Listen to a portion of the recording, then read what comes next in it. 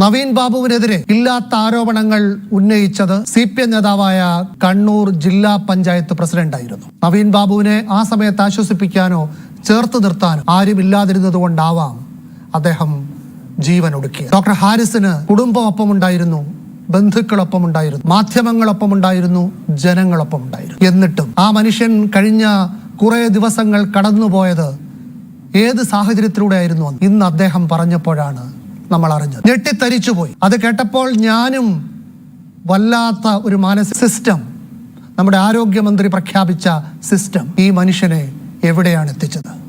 നിസ്വാർത്ഥനായ, സത്യസന്ധനായ, രോഗികൾക്ക് വേണ്ടി മാത്രം ജീവിക്കുന്ന, അവധി പോലും എടുക്കാതെ പാവപ്പെട്ട രോഗികളെ ചികിത്സിക്കുന്ന, അതൊരു പാവപ്പെട്ട രോഗിക്ക് സമയത്ത് ശസ്ത്രക്രിയ നടത്താൻ കഴിയാതിരുന്നപ്പോൾ ലോകത്തോടത് വിളിച്ചു പറഞ്ഞ് ഞങ്ങളെ സഹായിക്കണമെന്ന് പറഞ്ഞു ആ ഡോക്ടറെ നമ്മുടെ ആരോഗ്യമന്ത്രി നേതൃത്വം നൽകുന്ന സിസ്റ്റം എവിടെയാണ് എത്തിച്ചതെന്ന് അദ്ദേഹം തന്നെ ഇന്ന് പറഞ്ഞു.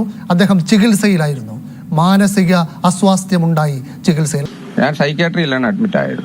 അപ്പോൾ സൈക്യാട്രി ഡോക്ടർ തന്നെ പറഞ്ഞു, വേറെ ഒരാളിനെയും അവരകത്ത് പെർമിറ്റ് ചെയ്യുകയൊന്നും ചെയ്യില്ല. മിനിസ്റ്റർ വന്നപ്പോൾ തന്നെ എന്നോട് നേരത്തെ പെർമിഷൻ ചോദിച്ച് സൈക്യാട്രി ഡോക്ടറോടും പെർമിഷൻ ചോദിച്ചിട്ടാണ് മാഡം വന്നത്. വൈഫ് മാത്രമേ ഈ കഴിഞ്ഞ 4 ദിവസങ്ങളിൽ അവിടെ ഉണ്ടായിരുന്നുള്ളൂ. വേറെ ഒരാളിനെയും അവരകത്ത് പെർമിറ്റ് ചെയ്യുകയൊന്നും ചെയ്യില്ല. മിനിസ്റ്റർ വന്നപ്പോൾ തന്നെ എന്നോട് നേരത്തെ പെർമിഷൻ ചോദിച്ച് സൈക്യാട്രി ഡോക്ടറോടും പെർമിഷൻ ചോദിച്ചിട്ടാണ് മാഡം വന്നത്. ഈ ആശുപത്രിയിലാണ് പ്രശ്നങ്ങൾ കൈവിട്ടുവന്നായപ്പോൾ, എല്ലാം പൊളിയുമെന്നായപ്പോൾ ആരോഗ്യമന്ത്രിയും എത്തിയത്. അങ്ങനെ ഒരാൾ അവിടെ കിടപ്പുണ്ടെന്ന് അറിയാവുന്നവരാണോ? ഒന്ന് ആലോചിച്ച് നോക്കുക.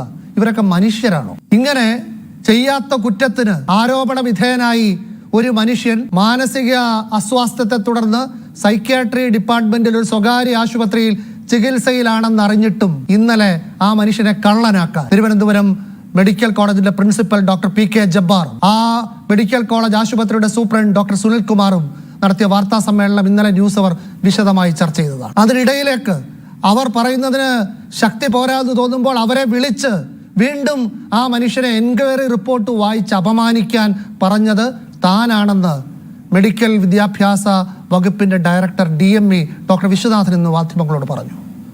ഈ 3 ഡോക്ടർമാർ അവർ തങ്ങളുടെ സഹപ്രവർത്തകനായ സത്യസന്ധനായ ഒരു ഉദ്യോഗസ്ഥൻ തങ്ങളുടെ ദുരാരോപണങ്ങളിൽ മനംനൊന്ത് മനോനില തകരാറിലായി ആശുപത്രിയിൽ ചികിത്സയിലാണെന്ന് അറിഞ്ഞിട്ടും ആ മനുഷ്യനെ പറ്റി വാർത്താ സമ്മേളനം നടത്തുകയായിരുന്നു. അയാളെ പിന്നെയും ദ്രോഹിക്കാൻ, ആ വാർത്താ സമ്മേളനത്തിൽ മോഷ്ടാവാണെന്ന് ചിത്രീകരിക്കാൻ, കാണാതിരുന്ന ഒരു ഉപകരണം അദ്ദേഹം പണം കൊടുത്ത് വാങ്ങി അവിടെ വെച്ചതാണ്, അതിന്റെ ബില്ലും ഉണ്ട് എന്ന് മാധ്യമങ്ങളോട് വിളിച്ചു പറയാൻ അവർ ശ്രമിക്കുകയായിരുന്നു.